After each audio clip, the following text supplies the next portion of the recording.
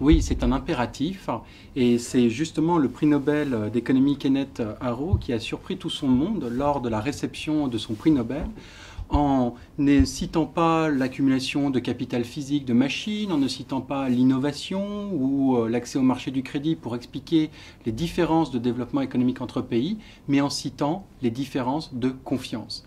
Et une façon très simple de comprendre le rôle de la confiance dans l'économie, c'est de s'apercevoir que nous sommes dans des sociétés extrêmement complexes où il est impossible de contractualiser dans ses moindres détails les échanges. Donc ce qui permet de donner du liant aux échanges, aussi bien commerciaux qu'au sein d'une entreprise, c'est la confiance.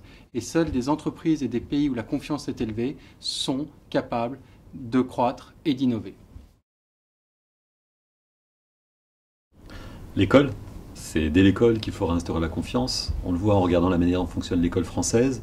L'école française fonctionne sur le principe de la hiérarchie, de l'enseignement vertical.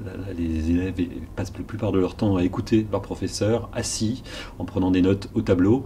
On s'aperçoit que les pays dans lesquels la confiance se développe sont des pays dans lesquels il y a beaucoup de travail en groupe, beaucoup de coopération entre les élèves. La coopération s'apprend dès le plus jeune âge. D'abord en lisant les programmes électoraux. C'est la manière la plus simple et la plus directe.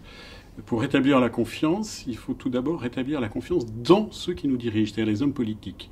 Et il y a deux mesures très importantes de ce point de vue-là, dont on parle d'ailleurs actuellement avec la commission Jospin, qui est l'interdiction du cumul des mandats et la gestion des conflits d'intérêts. Les citoyens doivent accorder leur confiance, c'est le cas de le dire, à ceux qui prônent la disparition du cumul des mandats, parce que le cumul des mandats est un facteur de défiance et de corruption, et aussi aux hommes politiques qui sont pour une réglementation très stricte des conflits d'intérêts. Avec ces deux mesures, c'est déjà un moyen, à coût budgétaire nul, on peut le dire en passant, de rétablir la confiance.